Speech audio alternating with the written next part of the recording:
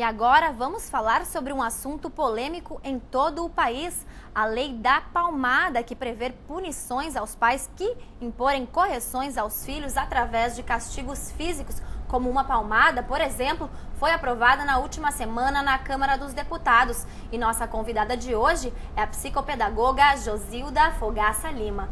Olá, Josilda, tudo bem? Tudo bem. Bem, nós sabemos, todos os brasileiros, que a violência familiar, enfim, crianças e adolescentes não está correta.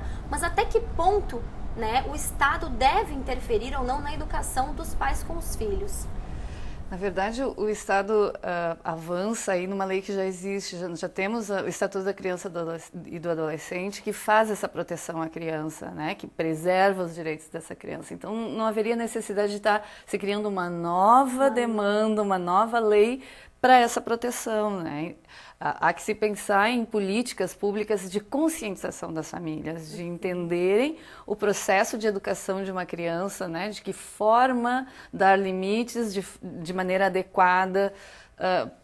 Para que isso ocorra. Bem, e qual é a diferença dessa lei que já existe e essa nova lei da palmada? Porque ela é específica, no caso, será considerada uma agressão física qualquer palmadinha que for dada no filho.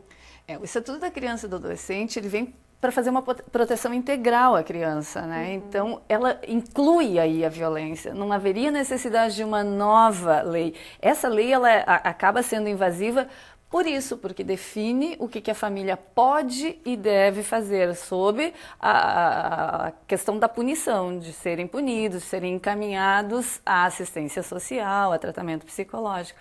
Então, na perspectiva psicopedagógica, não tem necessidade de uma lei que possa estar punindo as famílias. O que é importante, o que garante a qualidade de vida dessas crianças é justamente a conscientização dos pais, O conhecer a criança e saber fazer uma intervenção correta.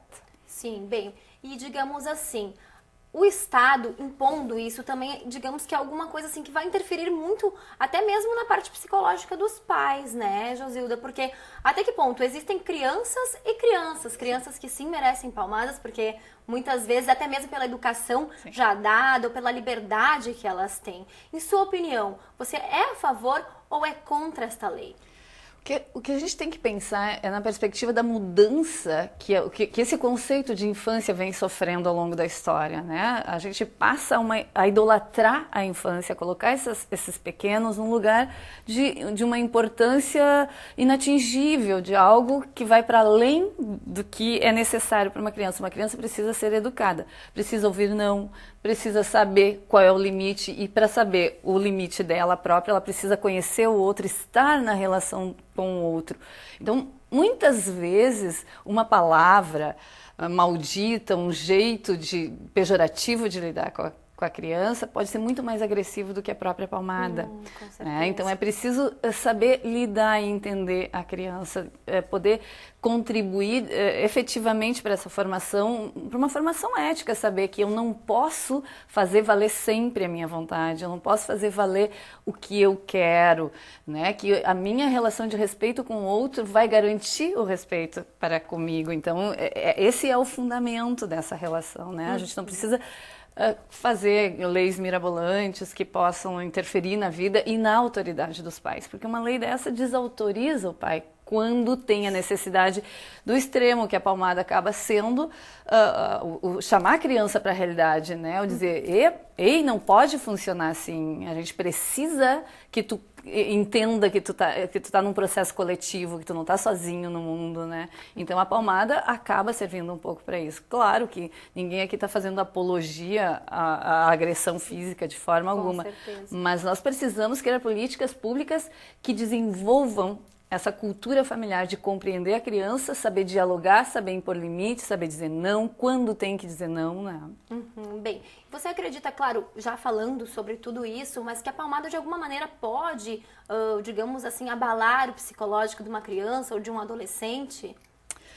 Depende. Se tu faz uma palmada em público, por exemplo, lá no shopping, a criança às vezes até mesmo sem querer, Quando os pais estão irritados, não só com a criança, mas enfim, com o trabalho, com esse... O ideal de uma educação é que não haja nenhum tipo de agressão física. E é possível educar uma criança desde que desde sempre ela saiba o seu limite, ela saiba esperar um momento. Toda criança precisa de um pouco de frustração, precisa de um pouco de falta para se constituir, né, como sujeito, como do desenvolvimento cognitivo. Então, isso é importante. E se a criança tem desde sempre, desde o nascimento, pontuado esse limite, ela não come a hora que ela quer, ela respeita os horários, ela não come na frente da televisão.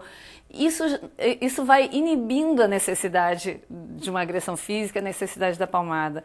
Né? A palmada sempre é o extremo. Ela pode, claro, se tu está num lugar público, está no shopping, a criança teve uma crise de teimosia, a criança receber palmadas em público pode realmente render um desconforto muito grande em relação às outras pessoas. Mas, enfim, a gente tem que buscar caminhos que impeçam a palmada, sim, mas não pela proibição, não por uma lei, mas pela conscientização. Exatamente o que eu iria te perguntar. Você acredita que muita coisa vai mudar caso, né, essa lei seja realmente passe pelo Senado? Claro que não, porque hoje a gente tem aí o próprio Estatuto da Criança, como eu já falei antes, ele faz essa proteção integral. E quando a gente tem denúncias de agressão, a gente não tem órgãos competentes para dar conta de amparo. Já dessas que nós temos, exatamente. Né? Imagine com uma palmada. E aí a gente tem que incluir a palmada para os conselhos tutelares, para os centros que recebem as crianças vítimas de agressão. Fica muito complicado. Acho que na prática nada se modifica. Eu acho que só faz um movimento de desautoridade dos pais, um movimento de deixar a comunidade sensibilizada, acuada, com medo, de fazer o que é papel dos pais, que é dar limite, né? De poder dizer não. Isso mesmo que eu iria te perguntar. Caso sim entre em vigor, o que você acha que vai acontecer com a educação, enfim, aí, né? Dos nossos futuros jovens, adultos do país. Afinal, o Estado está interferindo. Muitas vezes os pais, sim, vão deixar de dar as palmadas por medo, né? Sim. Por receio. Na verdade, a gente tem que poder cuidar desse olhar que vai se lançar para essa comunidade, né? Porque aprovada a lei, de que forma os pais vão perceber e vão interagir com as crianças? Se vai ser sob medo, se vai ser sob pressão do Estado, isso vai causar um problema seríssimo.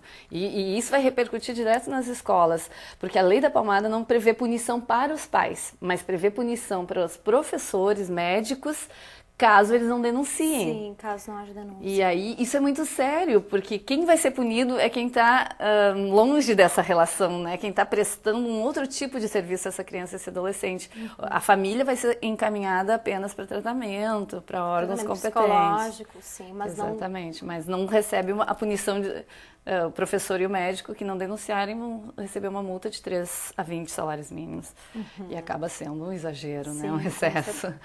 Bem, e um conselho, Josilda, que tu poderia dar? Claro, nós sabemos que a educação da criança é desde o nascimento. Aí sim pode-se evitar as palmadas, enfim, a discussão com uma criança futuramente teimosa, né? E sem disciplina. Mas que conselho que você daria aí para os pais, caso haja aprovação, ou até mesmo, né, agora já para aqueles pais que estão aí engatinhando, digamos assim, poderem aí futuramente ter, né, uma boa convivência com seus filhos? Eu costumo sempre dizer que a relação paterna ela não pode ser de deslumbramento, ela tem que ser de encantamento, de respeito, mas tem que entender que aquele sujeito precisa se constituir naquela relação.